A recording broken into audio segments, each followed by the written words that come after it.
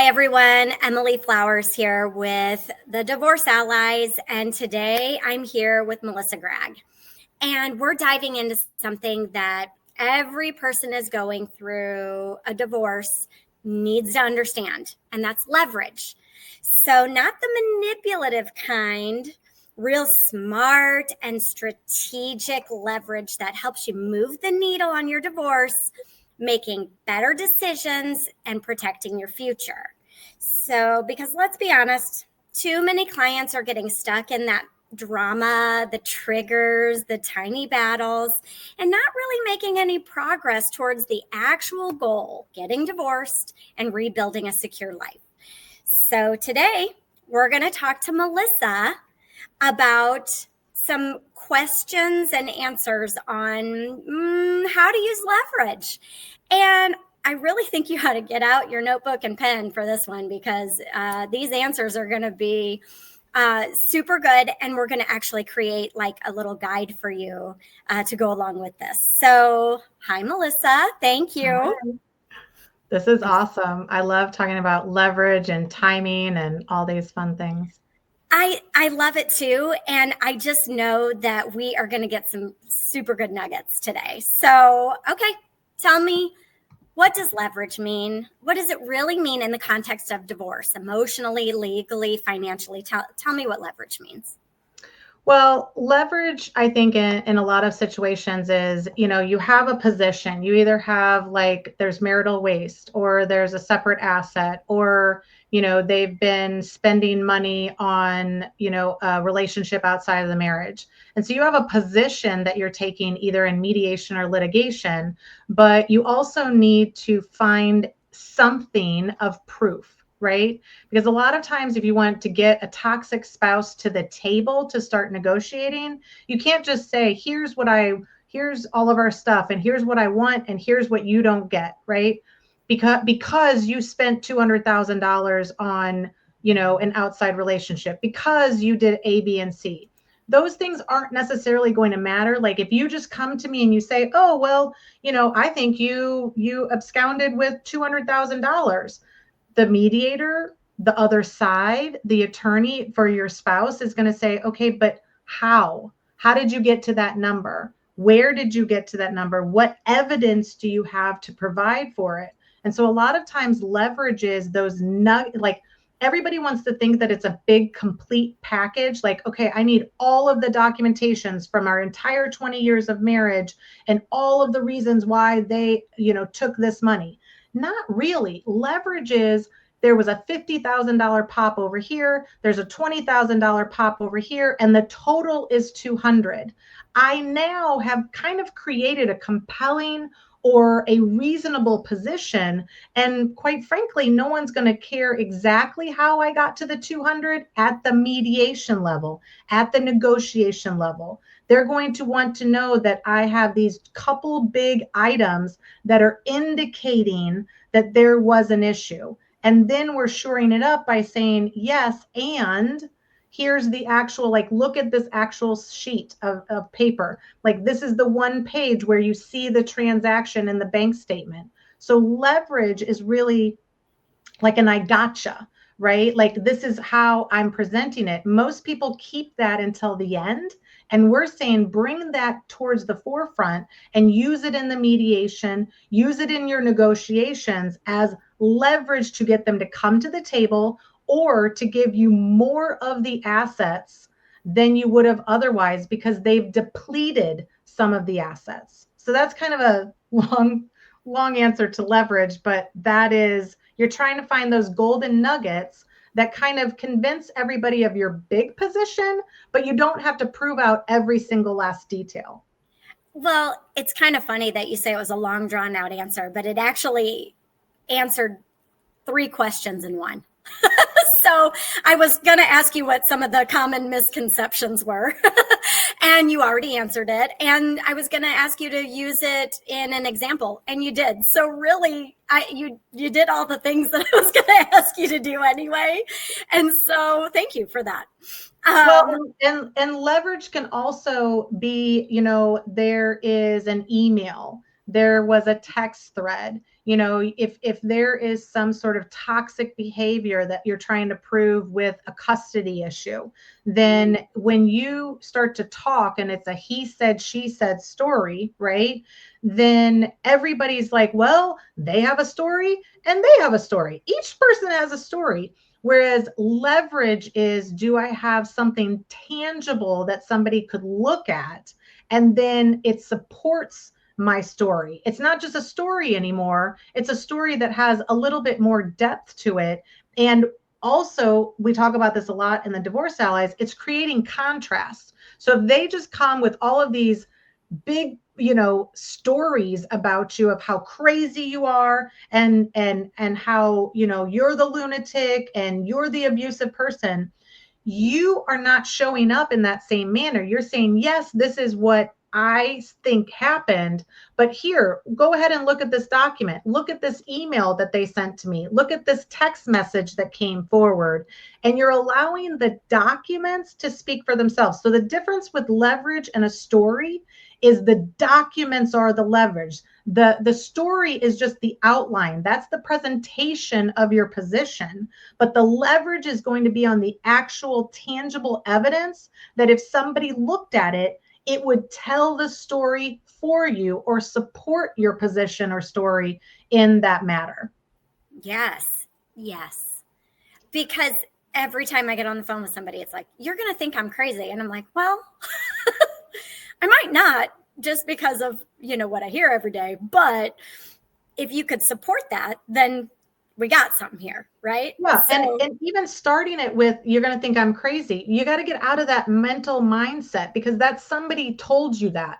Like, you're crazy. You keep on saying that. So when you enter in it, all of this is kind of practicing so that you get prepared to present it in a fashion that you don't use that language anymore. You don't even, that's filler language. Like that's just, you're nervous and you're like, oh, I'm going to tell you something crazy, but zip it.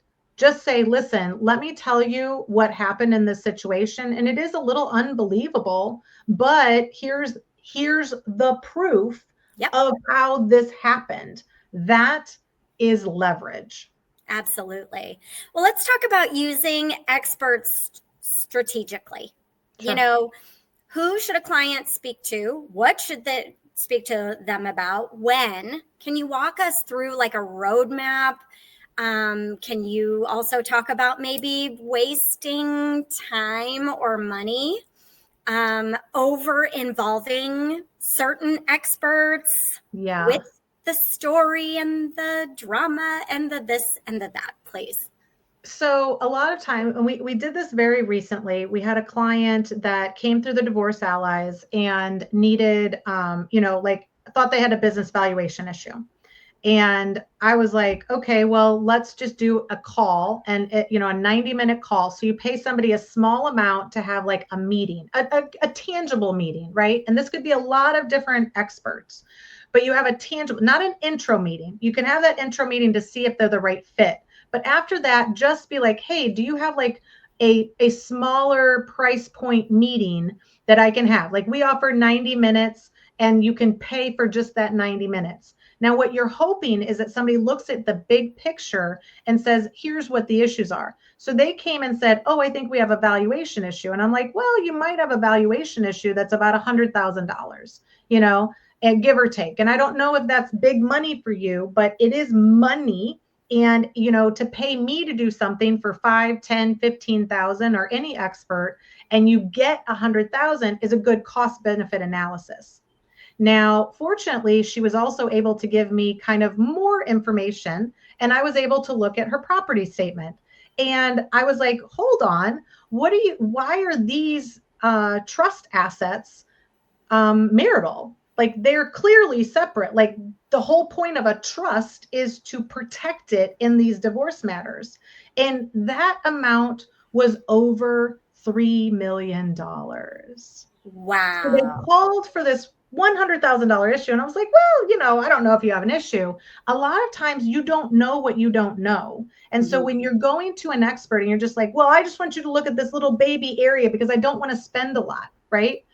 Go in looking at, how do I get time with you And then I show you a whole bunch of different things because, like, again, even in your space, they could show you a whole bunch of different things. And you could very clearly be like, you can get a mortgage, you can't get a mortgage, here's your issue, da, da, da, da, da. Mm-hmm. Right. So using experts is containing them in some capacity, but also understanding that you can't contain the documents. You need to give them wide access to the documents. And then you go in, because a situation like I just talked about, you don't need to delve into all the documents. Mm-hmm. You need to just know that if that's a separate asset, you set it to the side, you agree on all of the marital assets, and then you deal with these separate assets different. It doesn't have to stop because they had mediation, within days, right? So there wasn't time to go through a 20-hour engagement with an expert, right? Sure. They had to do it very quickly. So I think that you shouldn't just rely on those consults. You should rely on, like, hey, do you have a small package of hours? Like, can I just tell you some of my issues, right? And again, if you were in the Divorce Allies, you would have like a summary of your issues. Mm-hmm. You would provide that to them. And then I would go down and I would say, wait, you own trusts. Could you tell me more about those? Those could be separate, right? And it was like literally, and also their attorney was telling them different information. Now, this was financial information and the attorney is a legal information. And Thank so are you separating those? Are you asking the right questions to the right people? And that's going to be a key. Absolutely. And I think that I also get a lot of outside information that probably doesn't, there's nothing that I can do with, as the expert. And so you saying that, like, what are you saying to, are you talking to me about legal matters? I'm a mortgage person. I can't do anything about legal matters, so, I understand and I need to know some of these things, but it's hard to know. And I think this guide will actually help once we release it with this, but, knowing who to go to and what to talk to them about is going to be essential. And what are some of the questions that clients might prepare for their experts to get the most value? I know they're going to bring the documents. I know they're going to see if they have like a block of time that's like cheaper. And I love those 2 nuggets. Is there anything else that they can do? Well, the reality is that most of the time when we enter into divorce, we hire an attorney and they kind of gatekeep us and they want to tell us everything. Like the situation that I talked to you about, there are no other experts. There's no other experts on any side. And we've had this situation, even you and I, with a client where the mediator and the third party expert are kind of feeding you information. Mm-hmm. You have to start to be in control of disseminating that information, understanding that information, not based on what your attorney says. And that's some of the benefits of even the Divorce Allies, is getting a different perspective. And so in any situation, like we're going to have a pro se advocate, former attorney, that is getting information from another attorney that you're kind of counterbalancing. Like you have to assume that every expert that you talk to is really smart, but they have their limitations. And so when you go in, and you have this happen more often than not, like you're coming in for a very specific piece of the house, right? Just the house. But when they show you all the documents for the house, you're like, Houston, we may or may not have some other issues here. Absolutely. I need to talk to somebody else. That's where we say, okay, bring in somebody like me that's either a CDFA or a financial professional that has divorce experience. I have specific business valuation experience. And if you have a business valuation, you cannot just go to somebody who doesn't have that experience, because there are nuances of how people hide money that happens very easily in a business that normal people would be like, well, I think everybody files their taxes normal. No, they do not. I don't even ever have any, like almost all of my cases involve some sort of, anyway, let's not go there. Right. So even in the mortgage world, the taxes become an issue for people that own businesses and things like that. So I'm like, hey, I know you made $500,000, but you wrote off $490,000. So you show $10,000 in income. Right. What am I supposed to do with this? Right. Oh, I didn't know, and you're like, you're going to have to pay the man one way or another. So we got to figure this out. So really, we've talked a lot about in the Divorce Allies, we've talked a lot about asking how questions and action oriented how questions and things like that. How can clients control the controllables when everything feels out of control, and utilize the leverage? Because So, I think they have trouble distinguishing what is actually leverage and what is just story. yeah, and we're very proactive in talking about AI. So, Mhm. okay, you're going to go talk to a mortgage lending specialist and you have these issues. What questions should I ask? You could put that into AI and have a list of questions, and then you have a starting point, and you're like, oh, some of these are not applicable, but you have a good any meeting that you're going in. If you're going into a meeting of 90 minutes with me, you better be concise. If you want to spend a half an hour of that giving me your backstory that has that literally you're talking and paying money for me to listen, I don't think that that's the benefit. The benefit is that if there's questions that you could answer to AI or the internet, you ask them to the internet. If there are questions that are very specific to your case, like I understand what a separate asset is, I understand how you prove a separate asset, but I have this weird generation skipping trust. And I'm confused at how this trust, this specific trust, impacts my specific divorce. So when you're going in to talk to experts, you should be asking questions that are the nuance, give them enough information to know the background, which could be in a summary, 1 page, 3 page, 5 pages, whatever it is. And then you're going in and saying, okay, I have very specific questions about the finances or the law. That's why sometimes you might want to always include your other team members in some of these conversations, right? And so a lot of times, like you come in and you bring me a client, you're like, there's some other issues. I want you to be there as well. I want to talk through Mhm. this because then, like, you can say, hey, this person didn't know that this is an issue, but hey, Melissa, isn't this an issue over here? So it's Mhm. almost like you're using that opportunity to ask very targeted questions. And then you have to ask, what impact does this have on my case? What impact does this leverage have on moving the needle? If I prove that they have $200,000 that they spent on a relationship, what impact does that have on it? Well, we're going to treat that as an asset. We're going to say there was 200,000, it sits on his column, and now he received the benefit of that 200,000. He owes you back 100,000 because he could have spent his portion, but he also spent a portion of the marital funds that are yours. So you want to know full circle, okay, now we have these points, we have these issues. What does it impact? Which ones, like I would come to you and be like, which ones move the needle the most, Yeah. right? Which ones create more leverage, and where should I spend my time? When people come to me, just like the example I gave, I was like, we can certainly do your valuation. Like we can prove up that 100,000. But the reality is I would spend more time on figuring out how you preserve the 3 million of separate assets.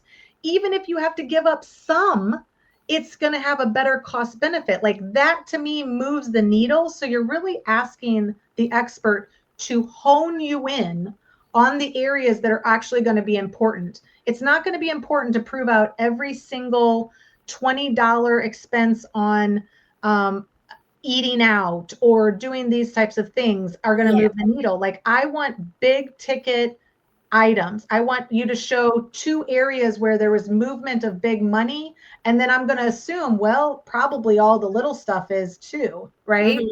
But at Yeah. least you would preserve out of that 200,000. If I had those couple big ones, I lock in 150 of it. The other 50 is like minutia, Yeah.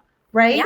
And Yeah. again, sometimes you're creating something that you can give away 50 of it. Like, okay, I'll concede to 50 of it is not as provable, but the 150 is solid, right? And so you're kind of working with an expert of how do you create that picture to the mediator, to the eventually to the judge, but specifically for your settlement offer. And the settlement offer is what you're focused on, these experts to give you details to present with the settlement offer so that people aren't like, well, why do you think the business is worth $100,000? Oh, here's a one-page schedule, right? So you have to, it's not just advice, it's also what are you going to provide that's going to move or make a difference in my case? And that's going to be a critical question to ask. Okay, you've literally answered like 4 questions in one yet again, which I love about you because that's usually the case. You're just ahead of it.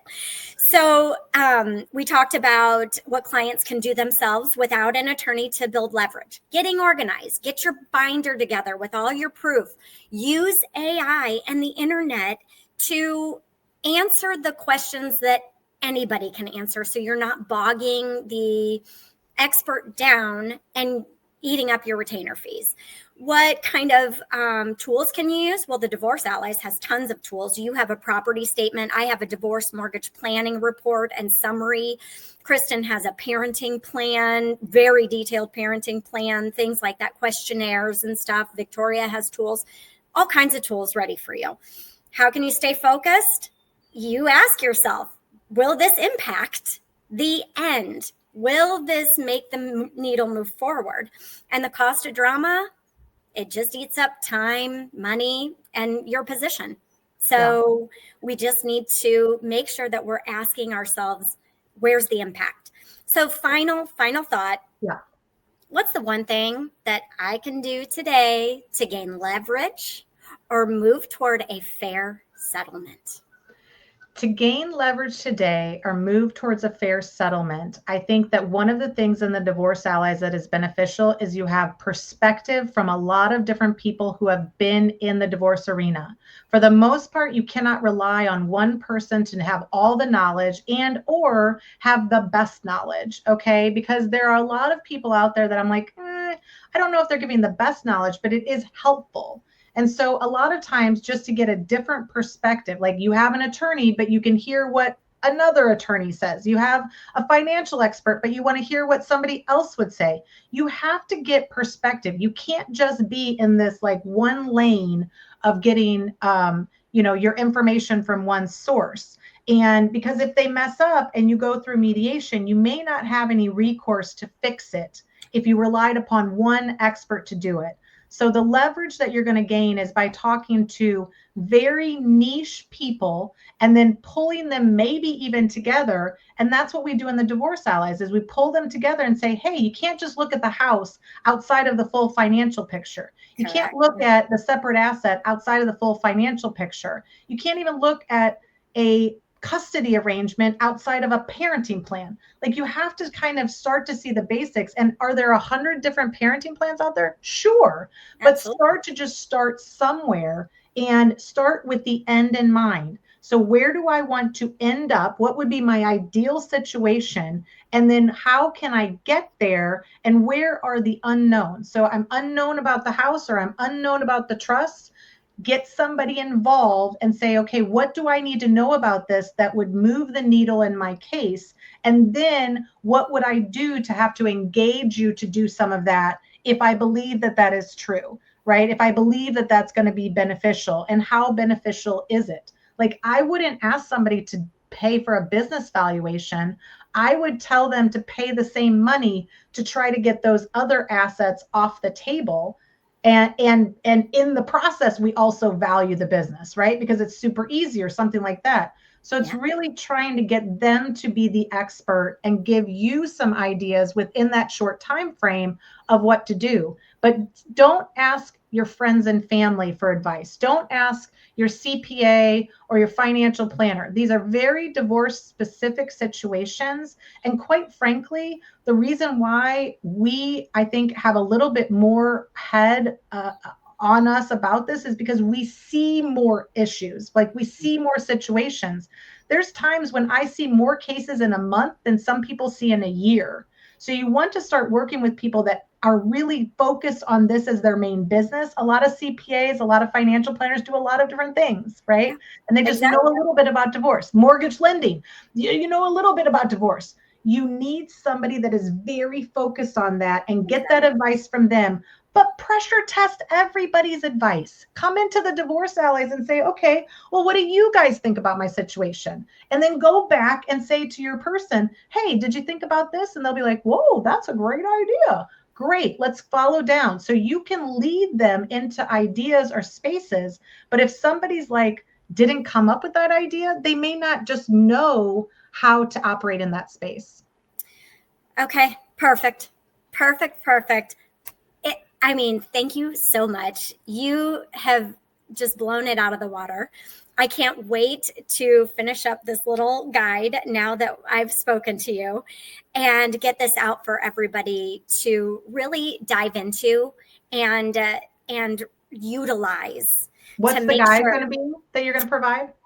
It is a guide about leverage and the experts to use. Everything that we talked about today is going to be in this guide. I think it's like a 6-part guide, and it has little nuggets. It's got books to read. It's got little, motivational quotes. I've kind of snuck in little pieces, and we're just going to really make this thing come together so that you're taking the story part and making it something real. So if it doesn't have some evidence or document attached to it, then it's just a story.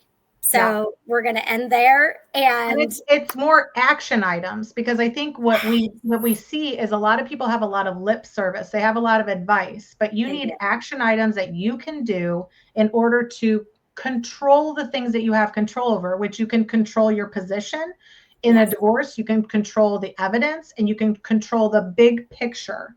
And so I think that it really is more actionable and really like targeting, because again, at the beginning, we're like, I don't know what's important. This will help you kind of hone into what is important. My clients want the A to Z. Just give me a step-by-step guide, for heaven's sake, and tell me what to do. And because everything's so unique and different, it's hard to give that. But if you can kind of start and just get some clarity on a few things, just like you said, what's missing? What's not? What's this? What's that? I really think that you will create your own step-by-step guide. Yeah, I love it. And this will help you do that. So I appreciate you. Thank you so much.